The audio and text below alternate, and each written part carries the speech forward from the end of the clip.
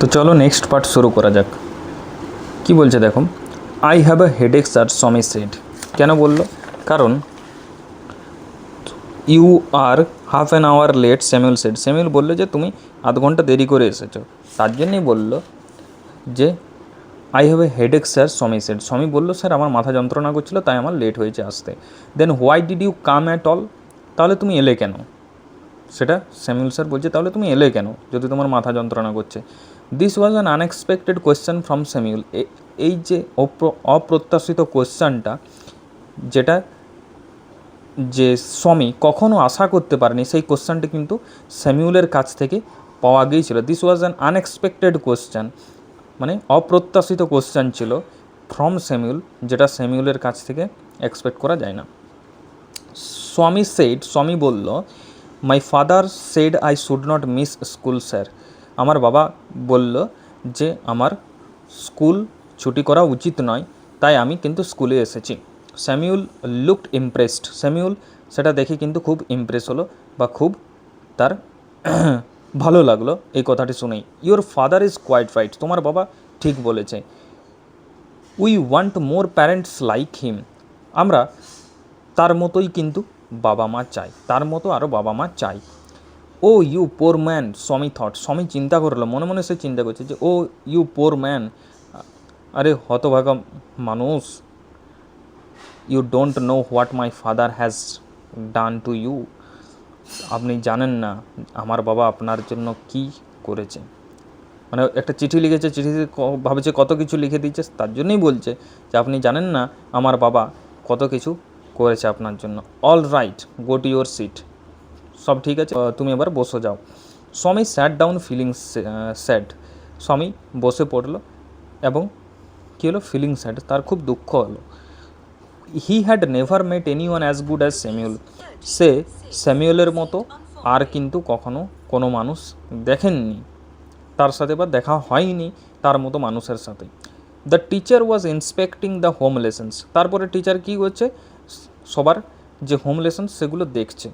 Two Swami's thinking, স্বামী মনে মনে ভাবছে, this was the time when Samuel goat most angry. মানে এটাই হচ্ছে সেই টাইম, যে সময় কিন্তু Samuel goat most angry, Samuel কিন্তু খুব বেশি রেগে যায় এই সময়টাতে, যখন তিনি কিন্তু হোম লেসন্স চেক করেন। But today Samuel appeared very gentle. কিন্তু আজকে স্যামুয়েলকে খুব নম্র দেখাচ্ছে। Swaminathan, where is your homework? Samuel জিজ্ঞেস করছে যে স্বামীনাথন তোমার হোমওয়ার্ক কোথায়? I have not done my homework sir, স্বামী সেড। স্বামী বলল যে আমি আমার হোমওয়ার্কস করিনি sir. Why headache asked Samuel. Samuel জিজ্ঞেস করলো, আচ্ছা তোমার মাথা যন্ত্রণা করছিল তাই করনি? কেন মাথা যন্ত্রণা করছিল তাই করনি? Yes sir. এখানে স্বামী সেড ইয়েস স্যার, হ্যাঁ তার জন্য স্যার করতে পারিনি। All right sit down, Samuel said. Samuel বললো ঠিক আছে, কোনো ব্যাপার না, তুমি বসে যাও। When the bell rang for the last period at 4:30, Swami picked up his books and ran to the headmaster's room. When the bell rang, যখন ঘন্টা বাজলো, for the last period at 4:30, মানে 4:30 যে শেষ পিরিয়ডের ঘন্টা যখন বাজলো, স্বামী পিকড আপ হিজ বুকস, স্বামী তার বই সব কিছু তুলে নিল, and ran to the headmaster's room, এবং দৌড়ে হেডমাস্টারের রুমে কিন্তু চলে গেল। He found the room locked. সে দেখলো কি, যে হেডমাস্টারের রুমটা লক করা আছে। The peon told him, peon তাকে বলল, the headmaster had gone on a week sleeve. Headmaster এক সপ্তাহের জন্য কিন্তু ছুটি নিয়েছে। Swaminathan ran away from the place. Swaminathan আবার কিন্তু সেই প্লেস থেকে চলে এলো দৌড়ে।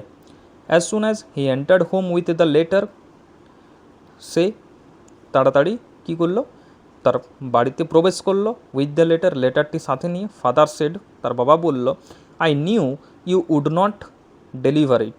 আমি জানতাম তুমি এই চিঠিটি কিন্তু হেডমাস্টারকে দেবে না।